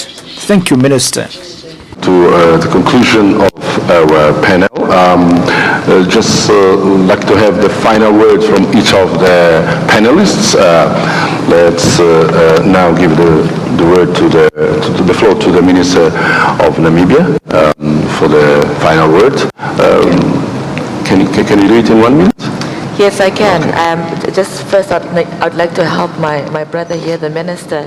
The African proverb is that if you want to go fast, go alone. Yes. But if you want to go far, you go together. Perfect. Okay. And I think that's exactly the discussion we're having this afternoon about how do we integrate, how do we learn best practices from one another, and how do we make Africa have that potential to leapfrog, because we can leapfrog. We did it once with mobile connectivity when the world, went through all the systems around fixed line. We just swooped in with mobile connectivity, and that was really an accelerator to our digital progress on the continent. So what's the next step? The next step, like we said here, is to integrate, to ensure that there is common positions and common African positions around AI, around big data, around machine learning, so we don't do things in silos as we have been doing for a long time, and to ensure that there is necessary funding to get every citizen over that line around digitalization. We don't want to leave the most rural parts behind. We want to leave anyone who's uneducated or unskilled behind. We want to bring everybody over the line, and I think it is possible with conversations and cooperations like this, where ANGOTIC is that forum that gets these conversations going, and bringing policymakers, private sector, academia, all in one area for us to start this journey. Thank you. Thank you, Mr. Mutati.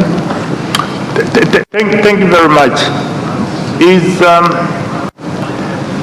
Digital Africa possible? The answer is yes, but there are challenges.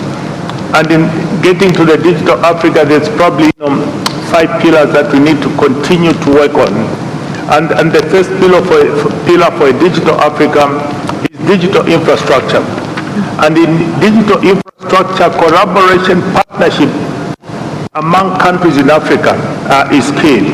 The work we are doing with Angola, today they tested ANGOSAT, VSAT internet connectivity, and it works. And what that means is that we'll be able to deliver internet to the most remote and served area.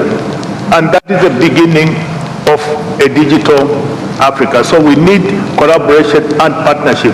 The same proverb that the minister has said, it works. And today it was tested, it works. The second pillar that we need to address is the whole issue of a digital identity, first at national, regional, and across Africa. Without that, it will be difficult for us to achieve the digital transformed Africa. Third point that we need to deal with is the whole issue which, I failed to pronounce this word properly, but forgive me, is to interoperate. Interoperability of systems and across countries as the third block is critically important. Fourth block is the issue of trust and confidence, and this is where your cyber issues actually rest. And the fifth block that we need to address for a digital Africa, again, is around partnership and collaboration.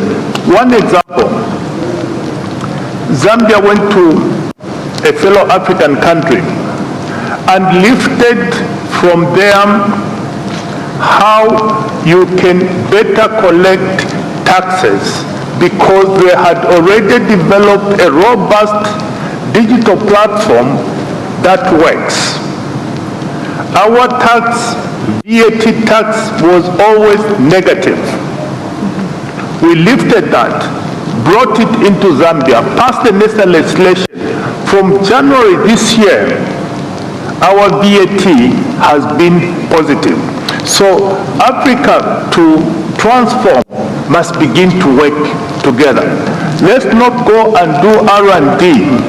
Take what works, what has been proven, and adapt and move forward. That is the only way Africa is going to make a difference. So it's the 5 pillars that will drive the digital transformation of Africa. But tying all the pillars is Africa. Private sector, citizen, let's come together. There is no problem that is insurmountable. We can overcome. Thank you very much, Minister. Ms. Faith Musonza, your final words. 1 minute, please. The technology is available. When I look around the room, we have different skills, because we have different technologies that you are all holding within the palm of your hand. Let us bring them all together. And when we're looking at, for example, the Smart Border framework, we're looking at identity management. How many of you within the room have got identity technologies? We are looking at inspection systems. We are looking at detection capabilities, surveillance. We are looking at people who are able to capacitate our people. And what I see when I raise up my hands, my fingers, when I bring them together, it talks about Ubuntu. So let us come together. There is a vision that we can all achieve together in this digital era and bring Africa back onto the map. Ms. Miriam Slimani, please, your final word. Yeah, thank you. I think all was said by Honorable Minister and my colleague, so I will not be long. It's my third time in ANGOTIC, and I'm quite impressed by the number of startups, by the number of young people who are attending this big event. And I wish that this event will be more than a national event, to be a big event at a continental level, because we are showing and we are learning and listening to each other, and also having this feedback from young people. Mine is just to say we have the potential to build digital industries in Africa. We have the potential to do a lot together. So us as a continental organization, we are here to serve you and to serve your interests, to defend your interests at global level, and let's just promote this big dialogue and continue working hand in hand, and promote also our young people to make sure that the future is their future, to build their future using all our potential today. And thank you. Thank you. Final word, Honorable Minister, 1 minute for us to close our panel, please. I just wanted to thank the presence of our partners here, and once again to thank the presence of our invitees. And I would like to mention an aspect that goes a little bit out of the topic that we're discussing today, but I wouldn't stop making this reference, because I think this is a good sign on how much Africa is taking safe steps for its development. Look at the panel. The ladies are the majority. That is an example of what Africa can do. A round of applause to our ladies. Thank you very much. Go to the highlights, the key aspects raised during our panel.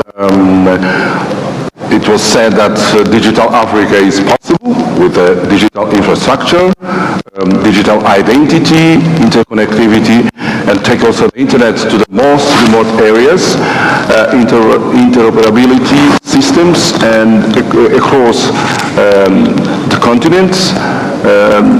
The notion of trust and confidence. We have also partnership and collaboration, secure infrastructures, the legislation, capacity building, and Africa to transform must really begin to work together. So thank you very much. Let's put our hands together to this very high level, this high level panel. Thank you. Okay.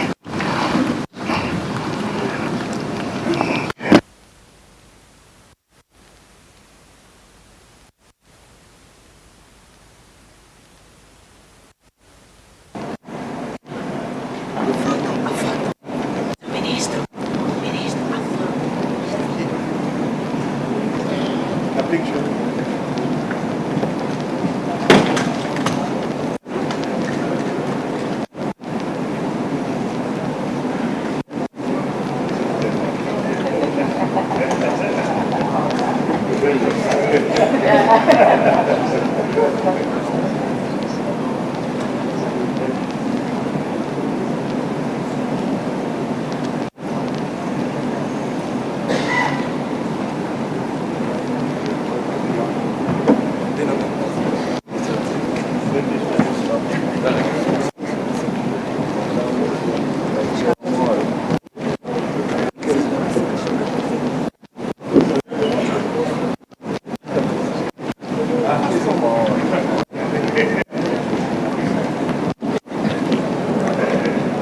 Muito obrigada aos nossos oradores e também ao moderador por este primeiro painel. Nós agora vamos fazer uma pausa de cerca de 1 hora para almoço.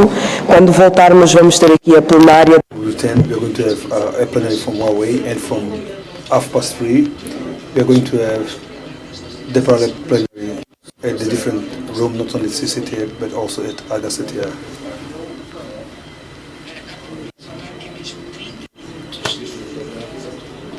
Minutes at 2:30 we are going to start Huawei plenary. Thank you and have a good night.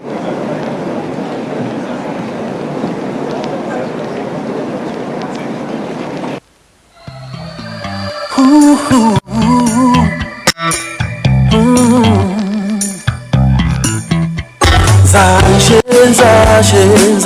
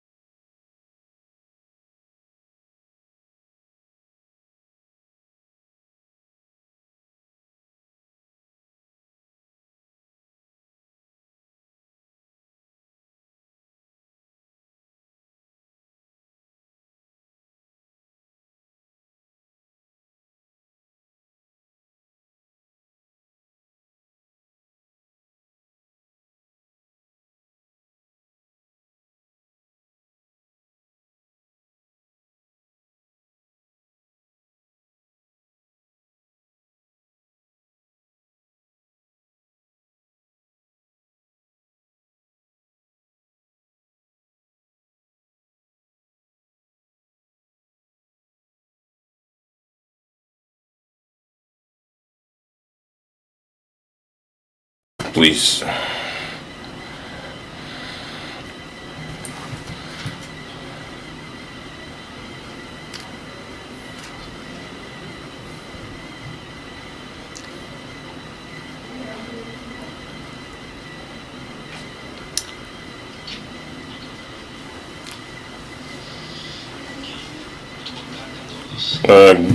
Good afternoon, everyone. Welcome, Excellencies, distinguished invited guests, industry representatives of the government and the Angolan society, the distinguished colleagues from the information and communication technologies. Thank you for your time. And I'd also like to apologize for because my Brazilian Portuguese may sound different from the Angolan Portuguese. As you may be aware of, I'm a Brazilian. I seem to be Chinese, but I'm not a Chinese. And I just hope we'll be able to have a good communication. Today's topic is on the trends and the last updates on our industry on information communication technologies, and obviously we'd like to bring the perspectives and some examples of practices specifically for the Angolan market. And before we jump right away to these technologies and these trends, we should be able to contextualize where are these technologies coming from? Why are we before these specific technologies? And because we are in a smart era, we are part of this smart era where we have the convergence of two major revolutions. The first, the energy revolution. We came back in the time where there was the use of oil and gas, and after the Paris Accord, there was a huge relevance and an understanding on the gravitating towards green and clean energies or decarbonation. And the other issue that brings us here is the information revolution. These two revolutions, they go hand in hand, and they go hand in hand together, and we'll be able to demonstrate how these technologies go hand in hand and the relevance of bringing this topic for today's session. So the issue of information technology in supporting low carbon energy generation will potentialize or will allow us as a global society to evolve towards this green society. If we have to look at the figures, and I bring figures from the United Nations where renewable energy agencies, they claim that by 2050 clean energy generation will cover more than 90%. The issue of electrifications of transport will cover more than 50%, will be provided through electricity, and this will be made possible to contribute towards a greenhouse effect, reducing greenhouse effect by 50%, 45%. As the information and communication technology said, so by 2030, our contribution will be around 2%. 2%. However, we have an opportunity and responsibility of contributing even more, directly or indirectly, up until 10 times more than what our industry or sector consumes. So we expected to contribute towards the greenhouse effects reduction by 20%. So we'll have an opportunity, but at the same time we have a great challenge. It's like as if hitting a moving target. So how are we supposed to achieve these expectations of collaborating and contributing towards 20% in terms of reduction of greenhouse gas effects? The governments, almost all nations, have established strategies and national policies for the digital transformation. and more than 90% of these nations also introduced national policies for green development. Over recent years, with the accelerated growth of new technologies such as the AI, artificial intelligence, this has encouraged nations to introduce a third national policy that has to do with the use and development of sustainable use and inclusive use, responsible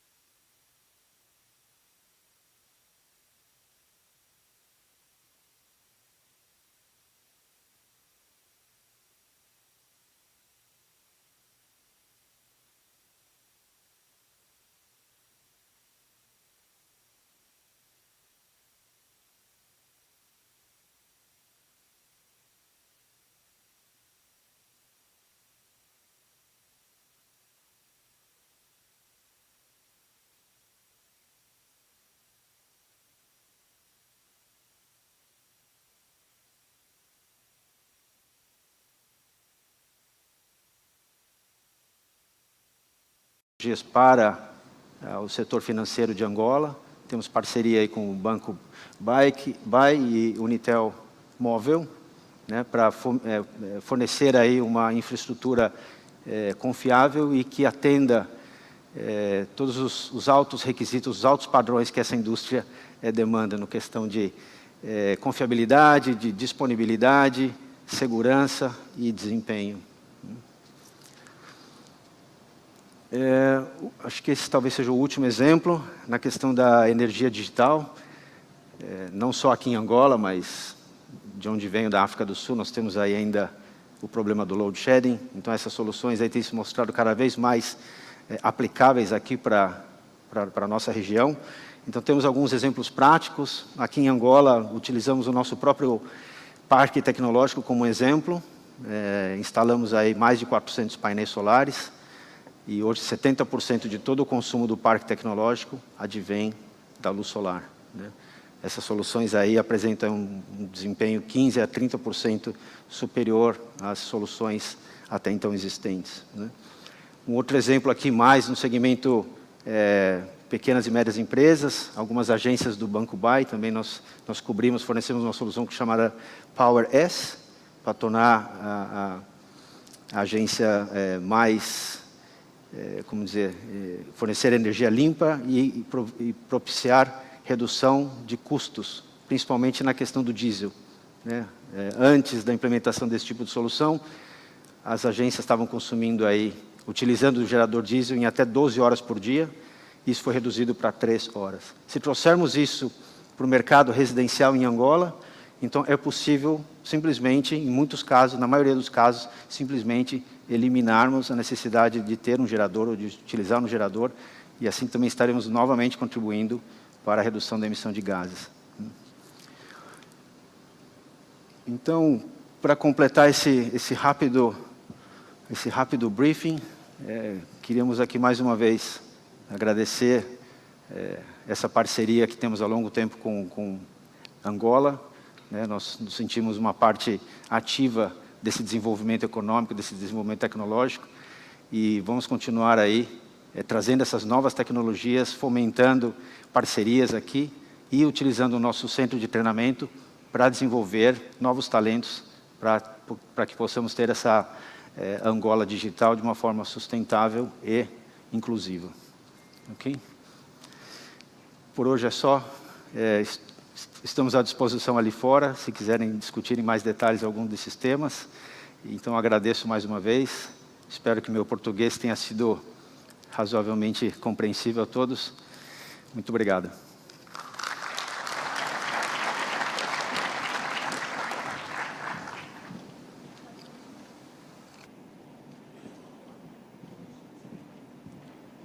Muito obrigada uma vez mais ao Sr. Fábio Akira.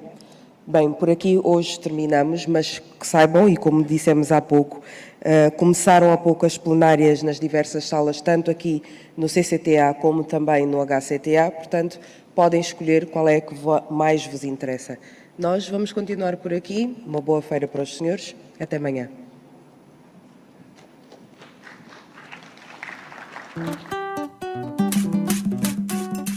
Hey, hey.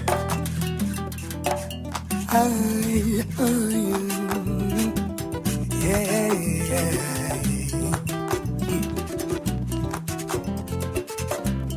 Avo Manuele kia tunda kusalu Dianganji kubita witanda Mwene kia tunda kusalu Dianganji kubita witanda Iluma kubongo dikanda Ambilu kile dijina Umamu bangu kia budikamba Ambilu kile dijina Amizenzo dijina Kala mwene mona ndengaje Amizenzo dijina Kala mona ndengaje Ay Manela Ay Manelinha Ay Manela Ay Manelogra Ay Manela Ay Manelinha Ay Manela